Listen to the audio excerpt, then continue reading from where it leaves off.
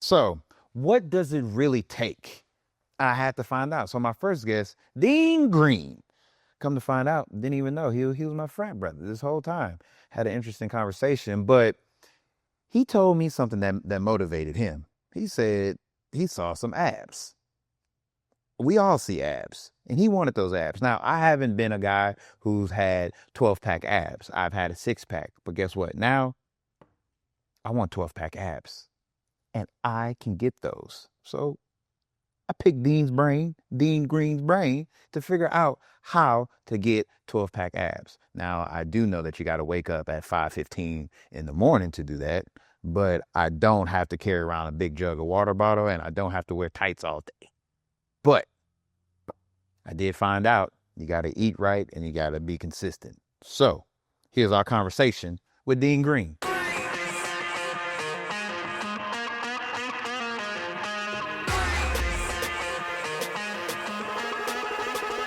So I get there, that's what I wonder. Okay.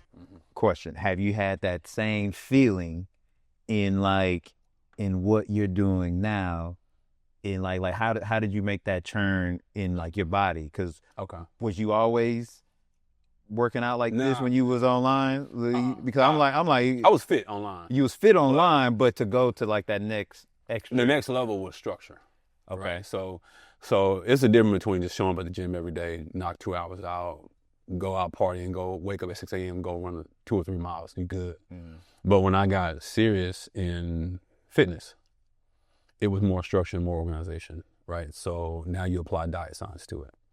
And I actually gained a lot of weight. So I actually went up to about 255 pounds. And I was this size.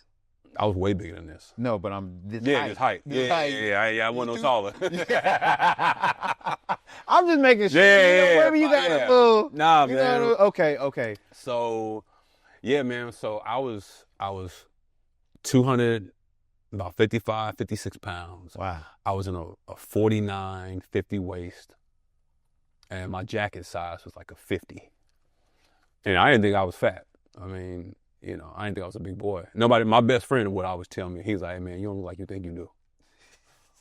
Whatever. Because we too light-skinned dudes, right? Yeah. So, I mean, he ain't roast you in your group roast, but it didn't. I know.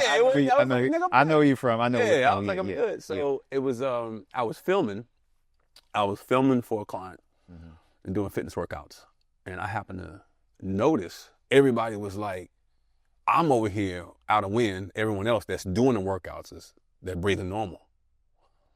Okay, and then I go to shoot another client on another day, and this client who's a news anchor in Houston at the time, and we're at the waterfall in the Galleria, and shooting a family shot, and he had did this 30-day challenge. And I filmed him on day 1 and day 30, and I was like, "There's no way this is the same guy."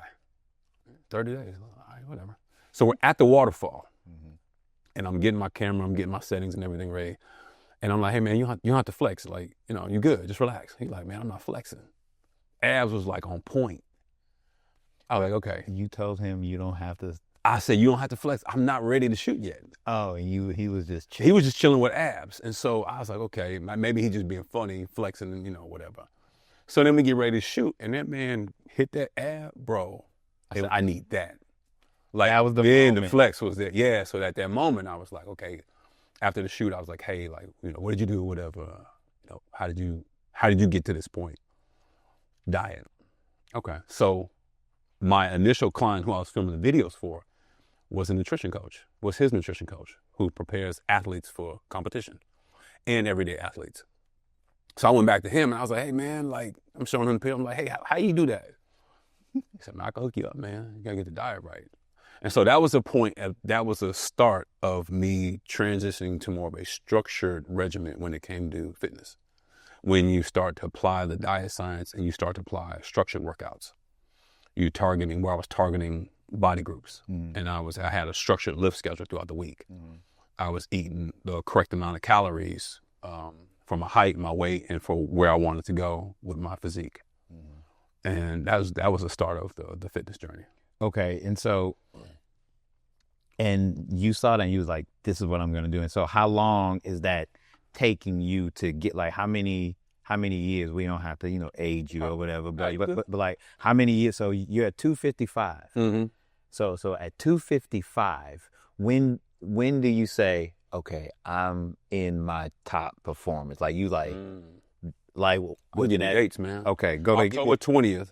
and how many weeks is that? But from the time, I mean, not how many weeks, but Yeah. like your regimen, how many weeks before you say, I'm gonna go to Vegas this week and just chill? Oh. You know what I'm saying? Like how hard are you working consistently? Yeah, what is that? And like how do you get there? So to answer that question right now, I'm ready to go to Vegas. Like it doesn't matter. Okay. Like, whenever, because I stay in the space, I stay in the maintenance space. So if we got to go to Vegas in 2 weeks, I'm ready to go. Some small changes in the diet, nutrition, and I'm good. At the time of the start, when I had hit the 250 and began this transition, it took me 3 months to get to that space. And it took me 3 months. In October of 2020, I was at 250. By June. By October, I had already dropped all the weight. I had got down to 186. And it would have taken less if I wouldn't have been eating cake and red wine on Fridays. Guilty pleasure. Yeah, man. Explain to me about the cake and the red wine. What's that? Red wine is my thing. Yeah. I love red wine. And I would reward myself from working out throughout the week on Friday with chocolate cake and red wine. And I wasn't dropping no weight. My coach was like, man, what's up? You don't drop. It's been a month. You ain't dropped but a pound. And we went through the diet. We went Monday through Friday. And when we got to Friday and we got to the cake, hey, maybe I cut that out. You haven't earned the reward yet. And so, okay, let's take it off the table. And the weight just started coming off. Mm-hmm. So in 30 days, I had dropped 27 pounds in 30 days. So from when I cut the cake out to the day I got to the 186, it was a 3-month span. It's a 3-month span. 3-month span. And you were Monday, Tuesday, Wednesday, Thursday, Friday, Saturday. Sunday was a rest day. Sunday was a rest day. And are you truly resting on Sunday? Or are you truly resting? So to answer that question, when I'm in off season and I'm not doing my fitness competitions, yeah, I rest on Sunday. Like I don't do anything. When I'm in competition mode and I'm getting ready for a show, then Sunday is a cardio day. Mm-hmm. And that cardio is kind of either whatever my coach is telling me to do or it's whatever I'm feeling. When the coach is telling me what to do, it's based off how my body's responding to the diet. So it might be sprints, it might be hill sprints, it might be track sprints, it might be on the Stairmaster for 2 hours, whatever. You said hill sprints, track sprints, so you're running a lot to keep this lean physique, to meet my deadline for the show. To look like you're flexing, but you're not really flexing.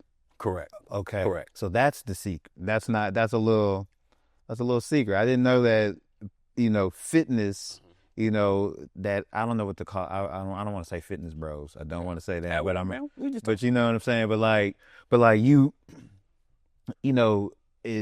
I never knew that you guys ran. I thought it was just all lifting. It just depends, man. So the lift. So let's break it down. It's in 3 components. Yeah. Right? You have the overall goal to whatever you're trying to do is to manipulate the metabolism. The metabolism and the endocrine system is going to determine how fast and when you burn weight, calories, or when you hold on to. So if your goal is to drop weight, whether you got a photo shoot, fitness competition, or a vacation, how do I manipulate the metabolism to burn? Because I can't outwork a bad diet. I can't train 5 hours and still outwork my metabolism. So that's when the diet and nutrition comes in, is what I'm consuming, what my food intake is like, in an effort to speed up the metabolic rate for me or for whoever that person is. The weight room is going to help sculpt the body. Focus on target areas wherever if I want bigger biceps, I do more specific bicep workouts, more movements. If I want a thicker, wider back, so on and so forth. The cardio is going to come into play when the food is either not working for me or when my deadline is approaching and my body is not responding to the food when I want it to respond. So we have to understand the body is going to respond, it's going to do what it wants to do when it's ready. The goal of my coach and myself, whether I'm just trying to look good or I'm trying to get ready for a show, is to figure out how we can shake up the system to stay on track. So the cardio comes in, and there's different forms of cardio because the body's going to respond differently to whatever you're trying to do. but the cardio is going to come in to support the nutrition and speed up the burning process. Okay. You're right. Okay. So yeah, so technically you should be doing some form of cardio. Now, how long just depends on what your goal is and when the date is. Okay. Your shows. So you do competition. What's the highest you've placed? I've placed first place. You placed first place In my division, yeah. in your division, and that's Second in the overall. So you have divisions based by height, age, right? And then you have an overall. So everyone who is in all these divisions can compete for the overall win. So the highest technically would be coming in second overall, but I've placed first in my divisions for my age and my height. Okay. And now, so here's a two-part question. So you played football. What position you played? Strong safety. You played strong safety. Yeah. You was okay. I was that guy. So you was like a hitter. Man. You was a big time hitter. Come on, man. You was a big hitter. All right. See, I figured it out. I got it. All right. Okay. So now, how far did y'all go? In football, what's like the highest? So I stopped at high school. High school. Yeah, I didn't play college. You didn't play college. No. Okay. So now you being in top performance and condition. Yeah. In this bodybuilding world and this in shape world, is it the same as how do you felt like you was in top condition when you was at your in high school? No, because there was no structure in high school. There was no structure. It was purely just age, genetics, right? Like just that raw strength. But knowing what I know now, if I would have had a coach, nutrition coach, performance coach, let's put to give me structure. Thank you for that. I would have definitely, I definitely would have been a high performing athlete in high school, and probably would have played college. See, high school, you listen to the coach, right? High school coach, and you got your favorites, you got who you think should play where, whatever, but you don't have anyone saying, hey, this is where we need to focus, this is what we need to develop, and this is where we need to go, and this is what we need to eat to perform on the field day to day. And I have that now at 43 years old, and I'm in better shape. I'm faster and stronger than I was in high school and college. Crazy. Wait, what? 43 years old. And you're faster, stronger, and better than what you were when you was in high school. Absolutely. And this is purely, so are you taking any supplements? Like, this is all diet? All whole foods. Whole foods. Protein makes me so gassy. I don't even take protein. I don't even take protein powder. Yeah. Like whey and all that stuff. So I stay away from protein powder because my body doesn't break it down very well. I don't like fat burners or those energy drinks because I don't like the way it makes me feel. Yeah. So for me, as a natural athlete, a truly natural athlete, someone who doesn't cycle on and cycle off in between lifting periods, I have to work harder. I have to be more critical on my diet and nutrition in order to get to the physique, the leanness, and the conditioning to be able to compete in fitness shows with guys who actually take supplements. Yeah. Whether legal or illegal, right? So I have to work harder. And the other thing is I don't retain as much muscle mass when I diet down because I'm a natural athlete. So athletes who take supplements when they're competing, they're able to hold on to that muscle density while they burn fat. And so they're bigger, thicker, much more dense short stage. Okay. Now, when you got first place, now, would you say that was in your peak performance, or have you been at the time? It was at the time. Yeah. Now, have you in this space and time right now? Have you exceeded? Where are you at in life right now? Still exceeding. So from a fitness competition standpoint, I have beaten every look at the next show. So every show I've competed, I beat the previous look. So I've gotten better. Yeah. Gotten better, gotten stronger, brought in a better frame, a better package. So at the time that I hit the stage from a competition standpoint, I'm at peak performance. I'm not hitting the stage unless I'm at peak performance. Even with injuries, I get through the injuries, I push through the injuries, and I don't hit the stage unless I'm at peak performance.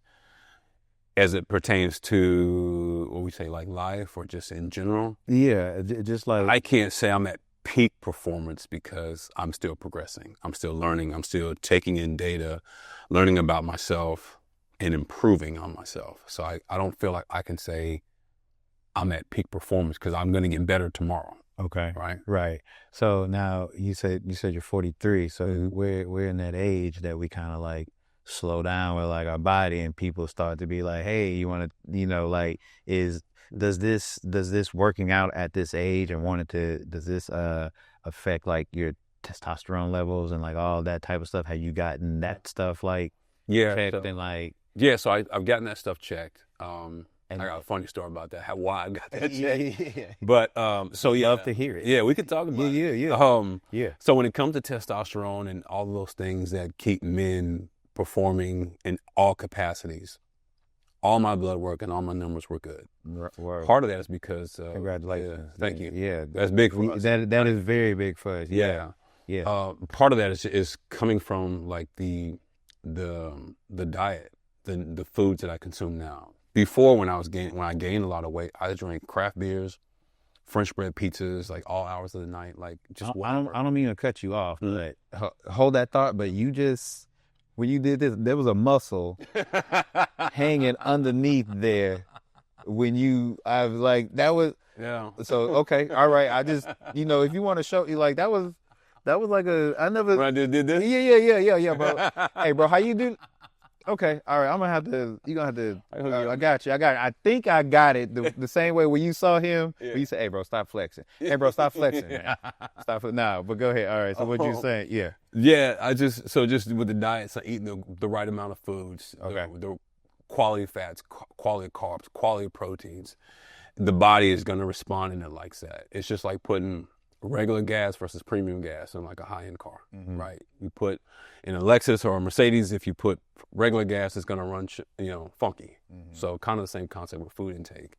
The testosterone thing, I actually thought at one point I had ED when I was dating a girl.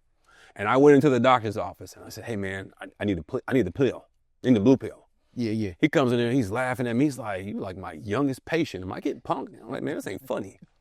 So we sitting there talking about it. He's educating me on like where I'm at in life. He says, "Man, I don't think you need it, but we're gonna get you tested." So I did the test. I peed in a cup or whatever. Came back a week later and we talked about the results. He said, "Look, man, you're fine." He said, "Man, you're just not sexually attracted to the girl you're dating." I said, "Man, ain't no way." I said, "Ain't no way." I said, "She fine." He said, "Yeah, but he said, chemistry, your body's not." He said, I'm gonna prove it to you." He said, "I'm gonna write you a prescription. Yeah. You can choose to take it, or you can go and you can go to a strip club. You can call up that one female or whatever, and if you get an erection, you don't have ED because ED is not female specific. Either you get blood flow or you don't." He said, "If you have action being around whoever or at the strip club, you don't have ED. You're not sexually attracted to the woman that you're dating." So I did it. I went out, strip club. I said, "Oh, I'm good." Went home, baby. We gotta break up. How was that feeling driving home, knowing that like because here you are looking like how you look, and then the most important part, Yeah. as to us, you like, and then now you have that, and then you have that relief, and so you're like driving home. What do you? It was a big deal because at the time, you hit certain age marks and you'd be like, man, check engine lights start to come on. Right? And so Your knees start hurting. Yeah, man. My knees be cracking a little. I be doing And yeah. And it's part of it, right? And to go back to an education standpoint, we aren't always educated on things like that. So we don't really know what to expect. Mm-hmm. So when it happened, it freaked me out, right? I was like, I'm too young for this. So getting the news and then doing the trial, the test, it was a relief. But I also felt, I don't know the word I'm looking for, but I just felt like elevated because now I know me better and I know like how to approach these situations from a relationship standpoint. So I'm not in a relationship with somebody that just doesn't work for me or isn't a good match for me. You know what I'm saying? So that was a big relief. Yeah. Yeah. As far as like, okay, so as far as like you in that situation, is your performance or as far as like your body, are you in a relation? Is that considered a relationship? That type of journey? Absolutely. So, yeah, and Absolutely. how does environment play in that? Big environment, right? So from a standpoint of social environment, just making good decisions that are still in line with your goals. Like finding that balance of like, well, do I want to keep this physique, or do I want to keep this health status, or do I want to go out drinking and brunching and just eating all the sweets and desserts, right? Making those decisions and find a balance where you can still enjoy your life. Because it's not realistic to sit there and just be like counting your calories every day and eating, you know, these portions. Like you want to go out, have burgers, have ribs, have etouffee, things like that, right? Like whatever. You want to go to Papa Do's. That was very specific. Yeah. Etouffee. That was very specific. Yeah, that like man. that made me hungry just a little bit. But Like it's realistic, right? Like, Yeah. you want to be able to enjoy those things in life without 100% cutting them out. And then from a dating standpoint, like how do you date but still stay on like your physique goals? Because you still want to be, you know, attractive to the opposite sex, right? Or whatever your choice is. But then you also want to stay in line with certain goals. So from a environmental standpoint, it impacts it because at the end of the day, I have to make a decision if how disciplined do I want to be. And then I have to have a relationship with my body to know how my body responds to food, to know what I can do, how far I can push the envelope before I have to, or to be able to know what I have to do to get back to the physique that I want, or to stay on line with my goals. Like, for example, a drink. Most people think you can drink straight vodka, tequila, and you're good. Well, alcohol actually will put you back 3 days because your body will metabolize that first before metabolizing the stored food. So your body turns into a holding tank until it breaks down the alcohol. So we should eat before we drink. Well, you can do either, Either. but it's just if I had this drink, Yeah. what's my body going to do over the next 2 days? How much weight will I gain? How much water will I retain? And what does that mean with respect to this photo shoot I have scheduled for Saturday morning? Okay. Or this competition I have in 3 weeks? So you're always staying in. You're all like you said. You're always performance ready. Yeah. Where did your discipline come from? Because you said discipline. Where did your discipline come from? Discipline came from, that's a good question. 2 places. One, the accountability, my coach, making sure that I stay accountable, reminding me of like where I came from and providing examples and education on things or times when things get challenging. The other side of discipline is saying, okay, you know, bumping my head and going off tangent and gaining weight back and then struggling to get it back off and saying, okay, I don't want to be in that space. Let me understand food. Let me understand my body and how it's responding to the food. So now that I have that understanding and now that I have my accountability part of my coach and my friend, then it's very easy to say when I walk into a bar or go out with the fellas, I don't just go straight to the bar to get a drink. Or if they don't have the drinks that I like, I don't have to order anything. So find that discipline to like not always have to drink when I go out, not always having to drink wine when I go to dinner, or not always eating a cookie when they're available at the space. You know what I'm saying? That's kind of hard. It's hard. It's very hard to know how. Yeah, tell me the mind frame of you walking past a cookie when you really it's the day before a competition. That's what I really want to know. You see a chocolate chip cookie, Yeah. and it is like from the DoubleTree. Have you ever had a chocolate chip cookie from the DoubleTree? Wow. Yeah, exactly. Do you ever stay in the DoubleTree before a competition and you walk past those cookies? How hard is it for that to like?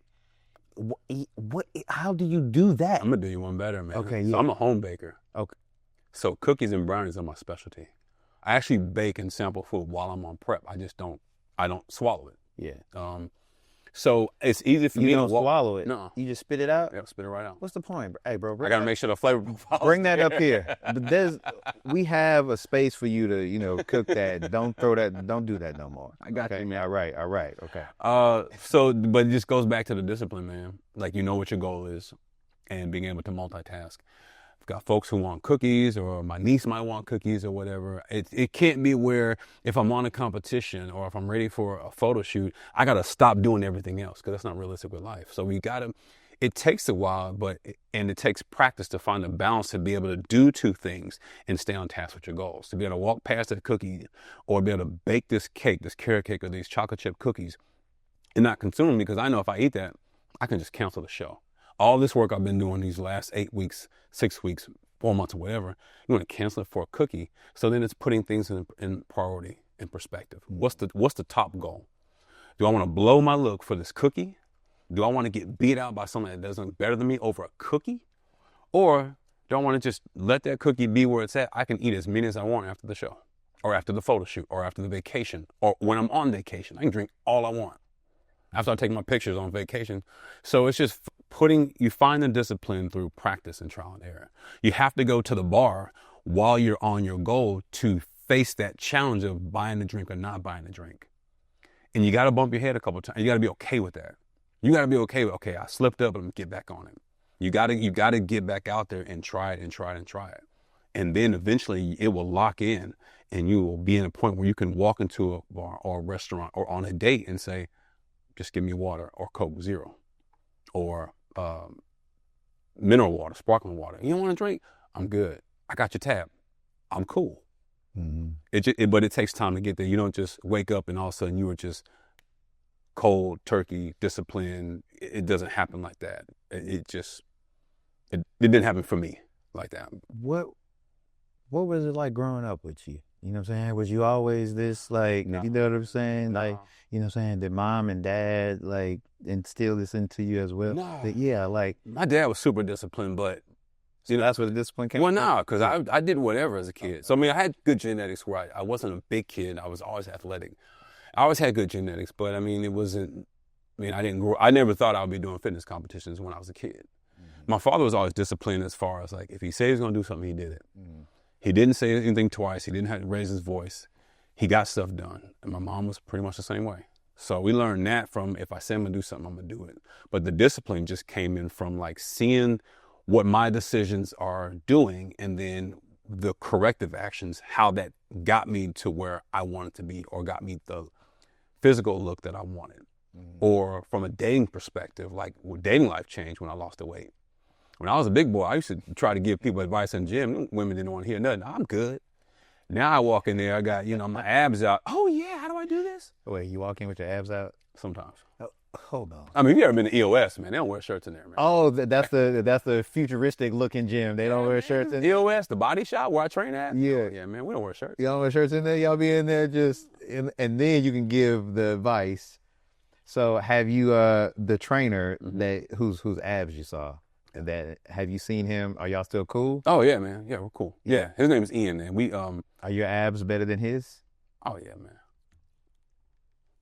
Oh yeah. He did it. And I'm gonna say that because he developed them. Oh, I gotta give him credit, man. Yeah. What so where are you at now? Like, where are you at now? Like, what's your, you know what I'm saying? Where you at in life? Like, so life right now, your focus, like what's driving you? Focus is relationships. Like being married. I'm 43. And so prior to being 43, like in my 30s, I didn't want to be married. I didn't want to be locked down. I knew there was stuff that I wanted to do. Yeah. So now I'm in a better place mentally, spiritually, obviously physically, where now marriage is a focus, strong focus. So dating is intentional. Who I spend my time with is important to me, and it's a different Q&A process, right? Like I'm back in the day, I would just, hey, let's go out to dinner, and it'd be just Mostros or something crazy, right? Mm-hmm. Now it's let me get to know you first before I even spend that kind of time with you. Mm-hmm. So that's where I'm at from a dating perspective. Business-wise, just pushing my business, scaling my business, bringing more clients. What business is that? So I'm a fitness photographer and videographer. Right. So you look like this, yeah, and you shoot other people. Yeah. So who shoots you? Nobody. That's crazy. So, well, I shoot myself. Like, I mean, I can shoot myself, but I'm not really in front of the camera often. Okay. Mm-hmm. So this is new for me. So this is new so you're on the other side of think, okay, how does it feel? How do you feel? I'm comfortable now. Initially, I was a little, when I walked in, I was like, I'm actually looking at the camera angles, and had to keep myself from trying to check the settings. Yeah. Trying to get out of work mode. Focus. Yeah. It's like, it's also having to be focused in that. Okay, so you shoot. So when you're shooting, mm-hmm. and you're shooting another athlete, yeah, like you, mm-hmm. Now, are you in your, like, do you have that same motivation and like as you have when you're in Vegas getting ready for a show as you're shooting? Are you dialed in? Absolutely, because now we're talking about a client relationship, right? Mm-hmm. Client books me for a shoot or a video shoot, or A brand book. I see your voice just changed. Your Yeah. voice just changed on me. So you already, Yeah. you like Yeah. the client. Yeah, Yeah, okay, you know, it's client, man. They hire you for a service, right? Yeah. And what biggest thing for me is time. You can get anything else back. You can't get time back. So if a client books you for a certain amount of time and they've done all this work to get ready for a shoot, or, you know, if it's for a brand, I'm locked in because I want to make sure that I get the client what they're needing. And I want to make sure that when they need something in the future, they call me, right? Yeah. So I'm locked in when it comes to, if it's a photo shoot, setting up the shoot, scaling the client's profile in social media, whatever, to find out what the best angles are for the client. What's the best color grades for a skin tone, right? From a brand, it's help setting up the vision board, help setting up what it is that we're trying to accomplish. So at the end of the day, the end product is exactly what they want and more. So the focus is definitely there when it comes to a client-business relationship, right? Because that's how I eat. Yeah. Okay. Yeah. So have you ever been in a situation where you're getting ready for a competition and you got to shoot? Absolutely. I've shot fitness shows in the middle of prep. Say prep for contest prep. It's fun because it's people who haven't worked with me before, or maybe it's their first show, they've never done this show. They don't know if I'm a competitor or if I'm just there. So it's kind of fun to be like, oh, dude, you're a photographer too? Oh, and you compete? So it gives the athletes a sense of relief because, oh, he knows the angles. He knows the routine. So he's going to get my money shots. So it helped from that standpoint. When I work with brands like fitness brands, like I work with Gymshark and EHP, when I'm on site to work with those athletes, it's comforting because now I look the part. So when I give them direction on angles and I give them direction on like where they need to be or what looks good or what movement, if we're training or doing a training shoot, they're more confident and I don't get pushback. They look at this guy and say, he's fit. He looks like he knows what he's doing and he looks the part. So I get less pushback than from someone who is like, well, you don't look the part. I know what I'm doing. Just film me. Right. So it makes the client relationship a lot better and a lot easier. And then from a standpoint, I think to a certain extent that being in good condition, it just helps to get booked on projects.